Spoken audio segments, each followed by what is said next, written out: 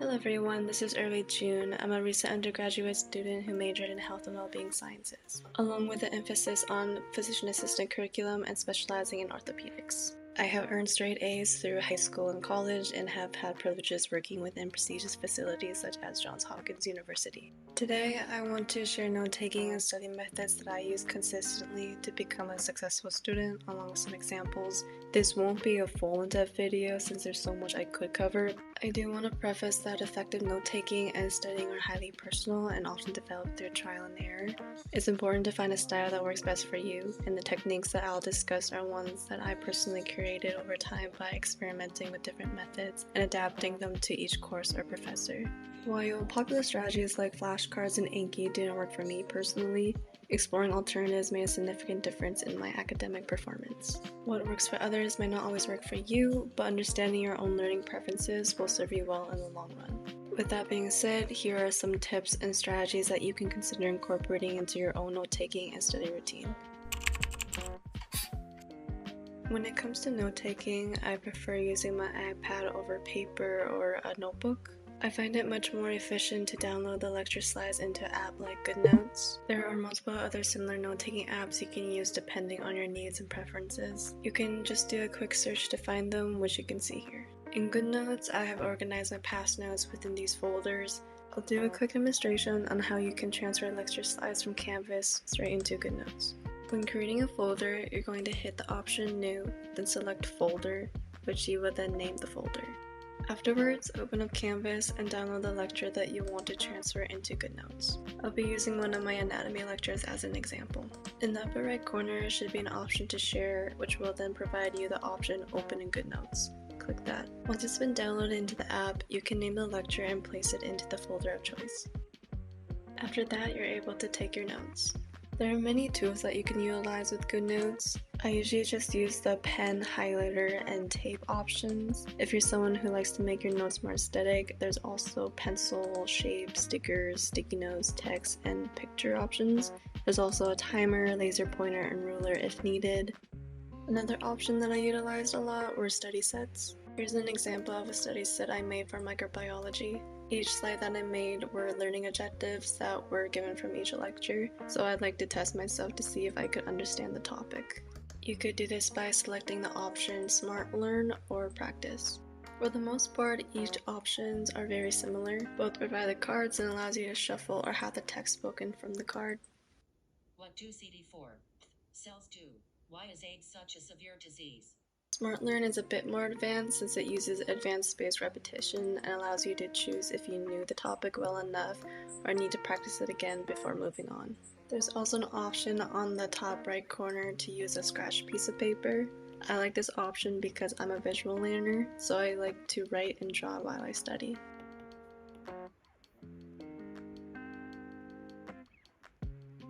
However, I do understand not everyone has access to an iPad or electronic, or prefer writing with a pen and paper instead. You can still achieve the same outcome with traditional handwritten notes, whether you print out the lectures beforehand or just have a notebook.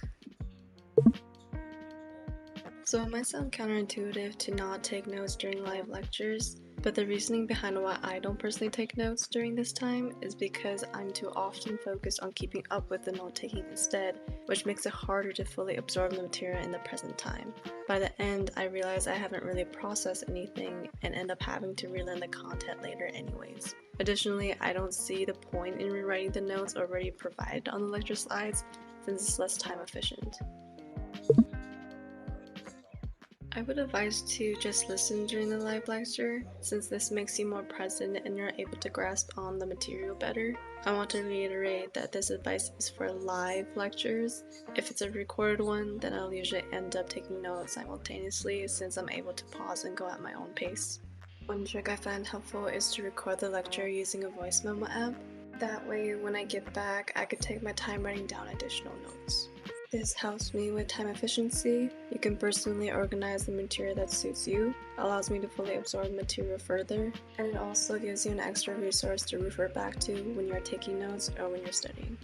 There are a couple exceptions that I have. The only time I take notes during a live lecture is when the professor includes material not within the slides, highlights material that will be on the test, or makes drawings, since I can't revisit those components in my recordings later. However, if I didn't feel like writing or drawing them out, I simply take a picture of the slide to refer back to.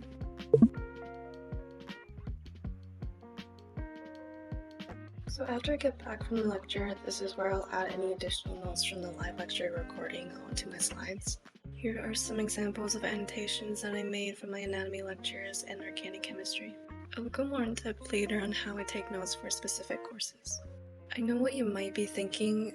I just sat through a 50 to 75 minute lecture, now I have to do it all over again. Well, research has shown that reviewing lecture material soon after class significantly enhances retention and understanding. This process reinforces that what you've learned and helps solidify the information in your memory, making it easier to recall later on. By actively engaging with the material right after class, you're essentially cementing the concepts and saving yourself time when it comes to studying for exams. If you want to be more time efficient or put less time into your future studying, which I believe is what we all want, then you need to start setting yourself up for success and not make excuses. Starting this habit will not only help you retain information better, but also reduces the amount of last-minute cramming and stress before exams. In the long run, you'll be spending less time studying and more time mastering the material, which then allows you to do more time for non-academic priorities. When it comes to organization, you can think about it in two ways: how you organize your notes overall and how you organize the content within them. Structuring your notes involves a system or format you use, such as digital folders, notebooks, or note-taking apps, to keep everything easily accessible.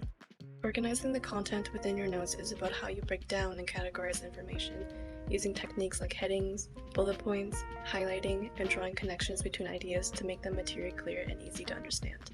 To make my notes more structured and organized, I use note-taking methods based on my learning preferences. For instance, I'm more of a visualizer, so I use methods such as flowcharts, mind mapping, drawing, and labeling. I also tended to use the outlining method or A4 notes after studying all the material, which helped me create a summary sheet or a study guide. My summary sheet or A4 notes would mainly consist of headers, which are the main topics, along with their subgroups, which are the additional points connected with the main topic.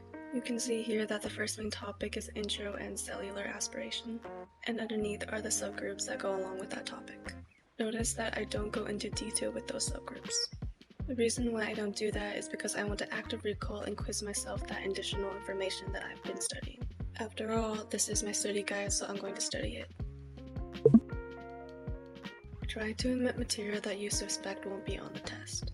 While it can be challenging to gauge exactly what will be included, trust your intuition and prior knowledge to make an educated guess.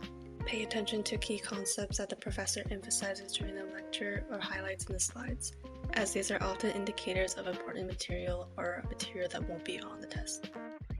Here are some examples from my lectures where I showed what we didn't need to know or to study for, or where the professor said it would be extra credit questions which fell under the clinical correlation part. Additionally, consider reviewing past exams or quizzes, if available, to identify recurring themes or topics. By doing this, it allows you to focus your studying on the most relevant information, making your preparation more efficient. Here's an example of two different lectures from two different courses: psychology to the left and anatomy to the right. In the first lecture, you can see that the professor provided a lot more material. Whereas the second lecture, the professor provided little material, mainly relying on diagrams. I believe there are times where we approach note-taking with a one-size-fits-all mentality, applying the same methods across different courses and professors.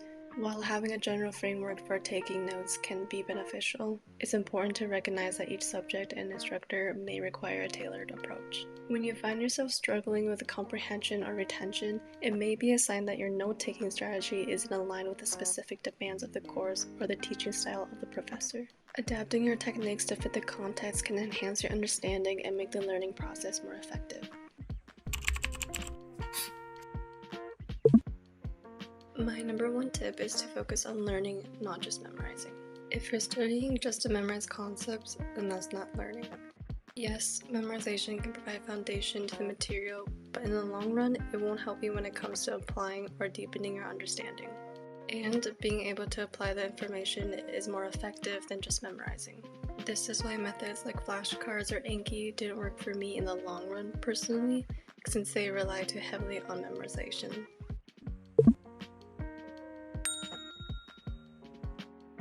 One of the ways I like to organize my study routine is by using Notion.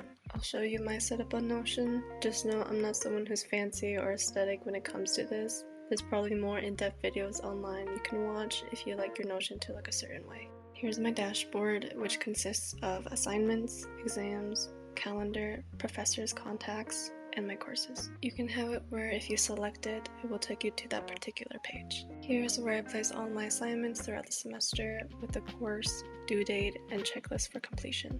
I did the same for my exams.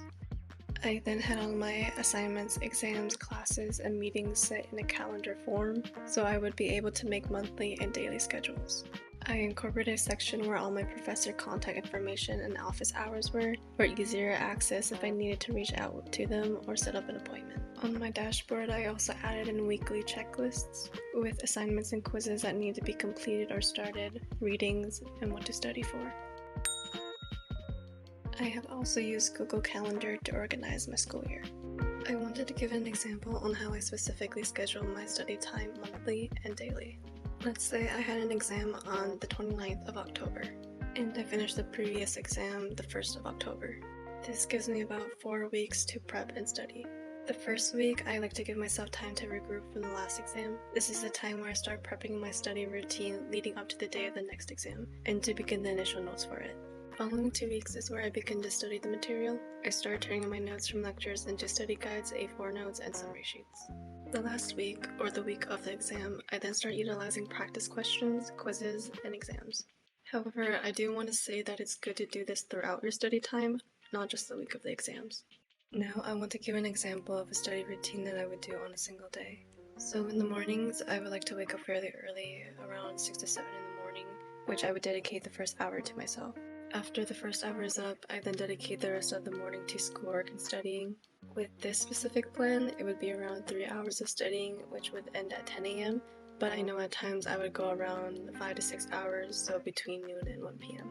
Depending how I feel, I would utilize the Pomodoro method, which I will talk about more in depth later. After my first session is done, I then take another hour break, which would be around lunchtime. Like the first hour of my morning, I would dedicate this time for myself, to eat, or anything else that's non-academic related. Then once again, after that hour is up, I would go back into studying or schoolwork for the rest of the afternoon, incorporating my Pomodoro method. After I complete that session, I would then spend time doing some sort of physical activity since I've been sitting all day. Usually this would take me an hour for me to do, which I would then shower and eat afterwards. Depending how I feel and how much I got done for the day, I would decide if I would be done for the night or if I wanted to keep studying. If I decided to be done for the night, I would spend time with friends, watching a show, go on my phone, or just sleep. If I decided to keep studying, I would stay up around 11 p.m. or 1 a.m. Know that this is just a sample and that every day is going to vary. Allow yourself flexibility. There were days where I wasn't able to get the amount of things I wanted to get done. Unexpected things would pop up, or there were events I would want to go to with friends. It's good to set yourself a routine, but it'll get unhealthy if you don't allow room for yourself. It's all about balance, but it's also about discipline. So set yourself up for both. Like note-taking, there's not one size fits all study routine or methods. This is why it's important to know how you learn best and what your learning preferences are. Throughout my education, I tried many different methods, which I found out that I'm more of a visual learner. Being able to see the material and be involved with it, I was able to stay engaged and grasp the material better and for longer. Here are some techniques that I found helpful and that you should try if you're not already. They include alignment technique, spaced repetition, interleaved practice, blurting method, Pomodoro technique, and SQ3R. Alignment technique is a learning method that helps individuals understand and retain information by simplifying the topic or concept you are trying to learn through teaching. This can be done by pretending that you're the professor and teaching the lesson, or physically explaining it to someone else who knows nothing about the subject. To teach someone a concept, you have to fully understand it yourself. If you find yourself struggling to explain concepts and material, then you know what you need to go back and learn. Here is the process for this technique, which involves 4 steps. Step 1 is to get to know your topic, which can be done through various medias, such as reading, writing, listening, and watching. Research it, learn it, and begin to form an understanding. Second step is to start teaching the material that you've been getting to know, whether that is to yourself or for someone else. After teaching, you're able to identify the gaps in the material. What do you know versus what you don't know? Take this time to go back and review those concepts. Lastly, step 4 is to just repeat this process until you can explain the topic clearly and concisely. Spaced repetition and interleaved practice are one of the 2 methods that were the most effective for me. Both have the ability to assist focus and manage the amount of material I'm engaging with over time. Specifically, spaced repetition involves reviewing material at decreasing intervals, strengthening retention by allowing our brain to gradually absorb and recall information. This method prevents cramming and boosts effective retention. When it comes to interleaved practice, it involves the mixing of different topics or problems within a single study session. By alternating subjects or material, you're forcing your brain to constantly adapt, leading to a deeper understanding and stronger recall. The blurring method is a type of active recall technique where you revise by writing down everything you can recall about a topic, regardless of order or accuracy. The steps for this process can be followed, shown above. Remember, study to learn, not to memorize. Though this may be helpful in memorization, you also have to make sure you understand the material in order for it to be useful in your long-term memory. Active or free recall are methods that are helpful when it comes to memorization and improving retention over time. Active and free recall reinforces learning by forcing you to retrieve information from memory, which strengthens neural connections and improves long-term retention. Some examples you can find are the Feynman technique, blurting, SQ3R, mind mapping, note-taking, self-testing. Instead of passively reading and reviewing notes, actively test yourself and ask questions about the material. The Pomodoro technique is the process of breaking your study time into 25-minute focus intervals, hence the name Pomodoro, followed by a 5-minute break. After 4 Pomodoros, take a longer break of 15 to 30 minutes before repeating again. This method helps maintain focus and prevents burnout by balancing work and rest periods.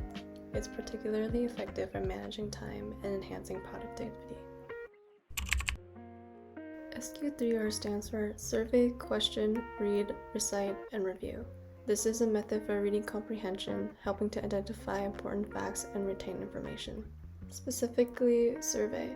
Look at chapters and section titles. What do the captions discuss? Look quickly over charts and graphs, summarize and try to get a sense of what the assigned material is covering.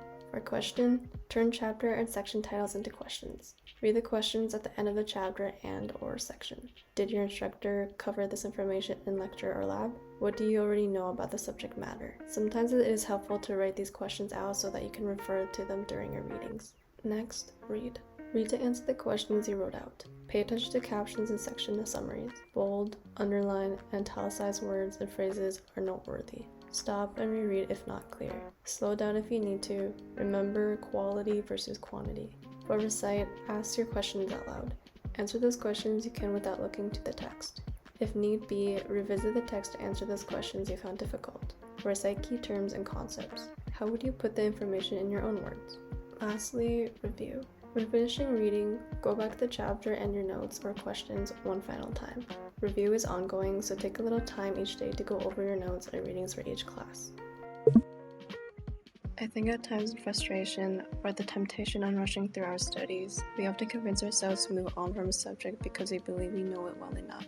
However, moving on without fully understanding a subject can lead to gaps in knowledge that may hinder your ability to connect concepts later on, leading to an overall less effective and efficient outcome. So instead of skimming or rushing over topics, try to redirect your methods and think of ways to make the process more enjoyable. If you're tired of reading from a textbook, consider finding a different form of media or visualizer, such as a YouTube video that discusses the material. Or and vice versa, if your textbook or the media you're watching just doesn't make sense, go to the original source with the material that was provided. Maybe that's your professor or your TA. If studying alone is feeling monotonous, then perhaps seek out friends or fellow students with whom you can discuss the concepts with. Embracing a variety of studying methods will keep you engaged and motivated while reinforcing the material in a way that resonates with you. Don't let your ego or fear get in the way of taking practice exams or testing your knowledge. I think there are times where we don't want to test ourselves because we fear the results or may be discouraged if we don't meet our expectations. While students often prefer study methods like rereading textbooks and highlighting notes, these practices can create a false sense of competence. In contrast, self-testing allows you to accurately gauge your understanding and retention of the material. If your professor provides you with any form of practice material, such as exams, problems, study guides, etc., I would highly recommend completing them and have a good understanding of why each answer is the correct answer. Don't just move on because you got it right. Fully understand the underlying concepts and reasoning behind each answer. This gives you more practice, allows you to apply knowledge effectively in different contexts, and provides understanding on how the questions may be during the actual exam. At times, I think we can be too hard on ourselves when we make mistakes or when we're struggling to grasp material. However, making mistakes can actually be beneficial and can enhance our learning in the long term. It's theorized that when we grapple with difficult concepts and activate relevant pieces of knowledge, our brains are better equipped to integrate new information once the correct answer is revealed. Without my mistakes, I wouldn't be able to succeed. There's a common misconception that to be a successful student, you must sacrifice rest or pull all-nighters. However, this approach can be counterproductive.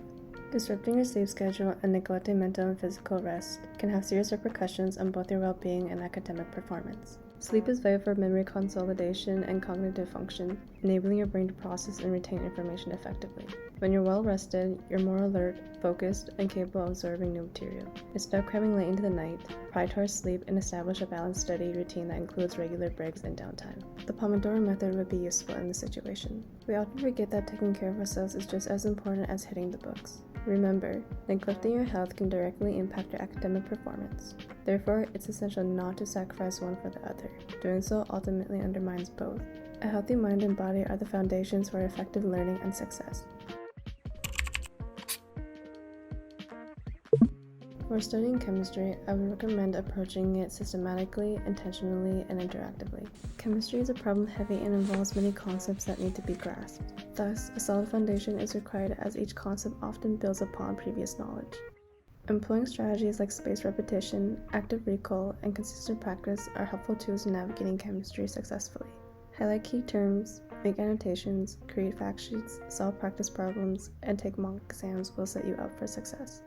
As you can see on the screen, these are all the practice sheets that I've completed when taking chemistry. Practicing doesn't only help you with the material, but also provides you references on how to do certain problems or might bring understanding to certain concepts. In fact, I utilize many of these practice sheets as references to get through chemistry. Biology is a content-heavy subject, so effective note-taking is essential. Paraphrasing, annotations, and incorporating visuals are more suitable to your own understanding. However, there is such a thing as over-annotating, so it's important to stay concise. Excessive annotations can lead to cluttered notes and may dilute from key concepts. Aim for clarity and brevity. I'm going to use anatomy as an example of how I take notes and study. Like I said before, I mainly wrote annotations for note-taking and after recall or retrieval practice for studying. I did this by using the tape option from GoodNotes, which covered the words or structures that I needed to remember. These are what my notes would look like when it comes to studying. Then I would write the answers above the tape, or anything I could remember being related to the covered up material. To reveal the answer or the original text, you just tap on the taped part. This was honestly the only way I studied for anatomy, which have given me scores over 100%. I would also recommend utilizing any other resources you can find, such as your anatomy lab manual, which might provide me with all the key terms and anatomical structures, practical questions, pictures and diagrams, useful acronyms, and other useful references. If your professor provides you practice exams, I would highly recommend taking them. My professor also provided additional outside resources, so I utilize those well too. Math is step-based and problem-heavy. Thus, writing down each process and questioning how did I get from point A all the way to point B, which B is initially the answer. The slightest change of a problem can throw off the approach that you initially would have used for memorization. So instead of relying solely on memorization, focus on comprehending how the concepts interconnect. A way to do this is by providing text or an explanation as you solve the problem. By doing this, you're not only clarifying your own understanding, but it also enhances your ability to apply mathematical principles in various contexts. Humanities and social sciences is another subject that is content heavy, so again, effective and efficient note-taking skills are essential. Focus on condensing, annotating, and organizing material to provide clarity within the multitude of material and concepts that these subjects hold. So staying condensed and to the point will help you in the long run. Here is an example of my psychopathology notes. Each slide provides a lot of material, so I highlighted and annotated the most important points or points that need to be emphasized. Similarly, from a medical ethics course, there was also a lot of information provided on the slides along with long readings, so often I would have to paraphrase and condense the material. Language is about patience, consistency, and practice. Although I said before I wasn't one who likes using flashcards or Anki, but these methods can actually be quite helpful in learning vocabulary words, phrases, and grammar rules, as they promote active recall and spaced repetition. I would also recommend incorporating visuals such as images and diagrams, actively listen to audio resources like podcasts, movies, and music, utilize language learning apps and online resources, engage with native or fluent speakers, and practice writing instead of just memorizing individual words.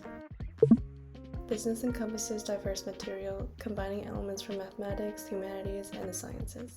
It's essential to grasp key terms and processes to effectively solve problems, whether they are numerical or conceptual. So, methods that I discussed earlier provide condensed and clear annotations, incorporate visuals, make use of own learning preferences, utilize outside resources, understanding getting from point A to point B can also be effectively applied to successfully study business.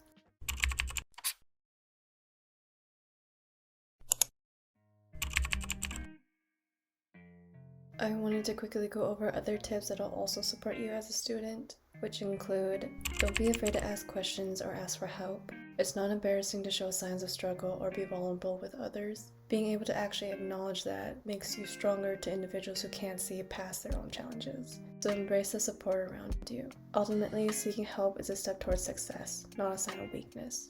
Try not to procrastinate or study last minute. I know we're all students and are bound to fall into these habits. However, staying organized and managing your time effectively can significantly reduce stress and improve your overall performance. In fact, this will save you more time for other priorities and interests outside of your academics. When it comes to note-taking and studying, more is not always better than less. Focusing on key concepts and summarizing information can lead to deeper understanding and retention. Quality over quantity allows for more effective review, making it easier to connect ideas and apply knowledge in practical situations. When it comes to motivation, try to surround yourself with hobbies, positive influences, and inspiring experiences that'll fuel your passion and drive. Personally, I joined clubs that align with my own values and interests. I also enjoyed watching Study With Me videos, university vlogs, and even started vlogging myself. And vlogging my own journey made me more accountable and focused on my goals. It also made studying feel more fun, making me feel more engaged and less burnt out. College can indeed feel lonely, but remember, you're not alone in that experience. Engaging with friends, joining student groups, and participating in events can really help foster connections. There are also various support groups available to address any challenges you might face. Every student has struggled at some point, whether through feelings of loneliness, loss, or shifts in their paths. So know that these feelings are a common part of the college journey. Embrace the opportunity to connect and seek support. Don't compare yourself to the achievements of others or others in general. Know that everybody learns and grows at different paces. Just because you're not where you want to be or meeting your own expectations does not mean you're less than or are not capable of. Know that you're always doing your best and that growth is a journey, not a race. It's all about mindset, meaning you are what you make your experience to be. If you want to see growth and success, you'll need to actively engage with the process and embrace mistakes. If you don't put in the effort and rely on wishful thinking, you will remain stagnant. A student who keeps performing poorly and questions, "Why do I keep failing?" knowing that they don't change their study habits, will continue to struggle. Someone who convinces themselves that they are not capable enough to achieve their goals will continue not to meet them. Your outcome is determined by how you approach it. Ultimately, the responsibility lies solely with you. So overall, put in the effort, trust in yourself, and know that you got this. Lastly, college is just a small part of your life, and you shouldn't let it consume you. In the future, nobody's going to ask you what grade you got in a specific class, or how many hours you put into studying. Instead, people will remember the experiences you shared, the friendships you built, and how you grew as a person. These moments and experiences will go faster than you think, so focus on enjoying the journey and making the most of every moment. And that is all I have for you guys for this video. I hope you enjoyed it and can leave with a couple takeaways.